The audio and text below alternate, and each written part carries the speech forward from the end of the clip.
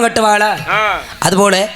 எந்த வெள்ளமலை காட்டுக்கு நான் வெள்ளிக்கிழமை அன்றைக்கு வேட்டைக்கு போறணும் சரி அதே வெள்ளமலை காட்டுக்கு ஒரு சண்டாளி வெள்ளாடு ஓட்டி வருவா பொம்பளை யாரு அவதாய்யா என் வாழ்க்கையை கெடுக்க வந்த சண்டாளி ஐயோ அந்த வெள்ளமலை காட்டுல மலை உச்சியில சரி ஒண்டி புளிய மரம் ஒண்ணு இருக்குதுய்யா ஒரே ஒரு புளிய மரம் அந்த புளிய மரத்தை தூருல இத்த தண்டி பொந்து பெருசு அத அவ்வளவு பெருசா சொல்ற பெரிய பொந்துயா அந்த பொந்துக்குள்ள இந்த வெள்ளம்ப காடக்கூட அவதாரி கட்ட எல்லாத்தையும் ஒளிய வச்சுட்டு வேட்டைக்காடன அசதி இந்த காட அவதாரி பிடிக்கிறதா நம்ம வேலை நம்ம போலையா அம்மையா அந்த அசதியில செவனேன்னு மரத்தடியில படுத்திருக்கிறதுக்கு இந்த சண்டாளி எங்க ஆடை ஓட்டிக்கிட்டு வந்தவர் ஆடை மேச்சமா வீட்டை பார்த்து போனோமான்னு போக வேண்டியதானே ஐயா ஒரு ஆம்பளையில படுத்து கிடக்குறனே அவன் நல்ல மனுஷன் குடியாரா போயிலோ நம்ம ஒரு பொம்பளை பிள்ளை இடத்துக்கு எதுக்காக போகணும்